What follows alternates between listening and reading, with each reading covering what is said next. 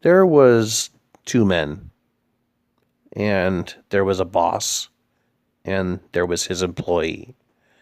And there was a business, of course, that the boss started. And he hired, an employee, a man, to, serve him, as a boss usually does. But the boss and the employee worked together for a long time. And of course, the boss became very close friends with the employee. They were very close. It eventually became something much more than just a boss and an employee. It became friends. So this one boss, of course, had to go to another country to handle the expansion of his business. He had to handle his affairs somewhere else. So he entrusted his employee with the business at home, and he was the manager, so that he can handle his affairs in another country. But there came a time when this employee died, So the one that was working under him took over his position. Now, the one that took over his position didn't really know the owner, but he did know the servant, the employee that served the owner. So he knew what he knew what his boss liked and valued and wanted, and he, to the best of his ability, handled the business as best he could. But of course, he didn't really handle the business as well as his boss did, because his boss knew the owner. And since he knew the owner, he knew what the owner wanted. He knew how to serve the owner effectively. But the one who replaced him did a somewhat good job, but not exactly as well as his boss. His boss, of course, worked to the best of his ability, but he's never really met the owner, so he really didn't do a very good job, but he did an okay job. For somebody who hasn't met the owner, he was okay. But then he died, as his boss did, and he was replaced by somebody else who neither knew the owner nor the owner's friend who worked for him.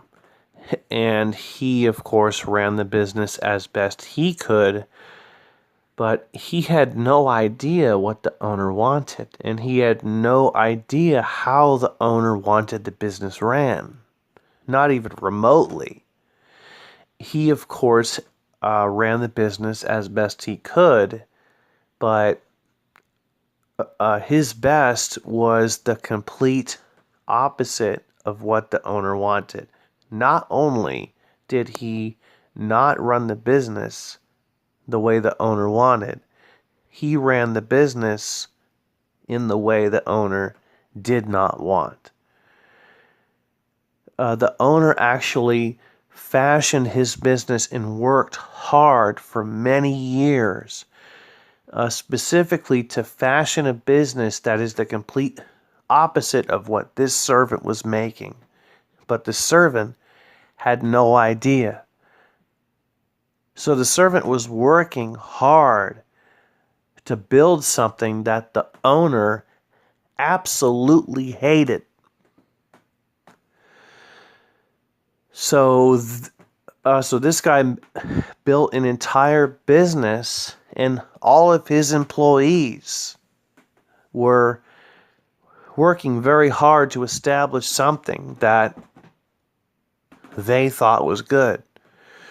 So, of course, some years went by, and then the owner came back to his business. He came back to his country. And he was looking for his servant, and of course he realized his servants have died, and the one who replaced him, and he came back to his business, and he realized that the business that he owned was so far different than what he established that he actually fired everyone. Everyone was fired. Thousands of people. Now you got to realize this owner made a business that was just maybe a few hundred people. And when he came back, there was tens of thousands of people. And it was a huge multinational corporation that was covering the whole earth. It was a multi-billion-dollar industry covering every country of the world, and he fired everyone. He fired millions of people. And he said, I don't want anything to do with you. Nothing.